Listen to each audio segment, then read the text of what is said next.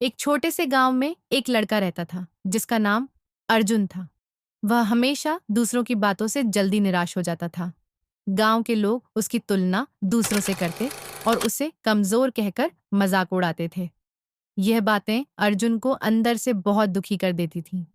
एक दिन अर्जुन अपने दादाजी के पास गया और बोला, दादाजी, मैं कितनी भी मेहनत कर लूं, लोग मुझे हमेशा कमजोर ही समझते हैं।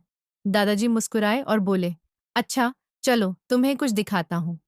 वे अर्जुन को जंगल लेकर गए। वहां उन्होंने उसे दो पौधे दिखाए, एक घास का और दूसरा बांस का। दादाजी ने कहा, अर्जुन, इन दोनों पौधों को देखो।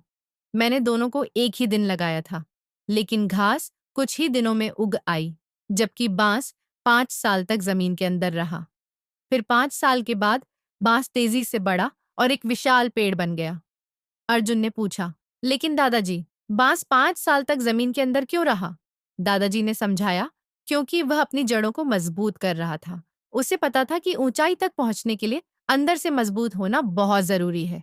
इसी तरह तुम्हें भी अपनी जड़ों यानी आत्मविश्वास और धैर्य को मजबूत करना होगा। लोग जो भी कहें उस पर ध्यान मत दो। अपनी मेहनत और लगन से अपने अंदर की ताकत को बढ़ाओ। अर्जुन ने इस सीख को अपनी जिंदगी में उतार लिया। उसने दिन रात मेहनत की। कुछ सालों बाद वही लोग जो उसे कमजोर कहते थे, उसकी तारीफ करने लगे। अर्जुन समझ गया था कि असली ताकत बाहर से नहीं, बल्कि भीतर से आती है। सीख, अपनी जड़ों को मजबूत बनाओ। असली ताकत आपके भीतर होती है।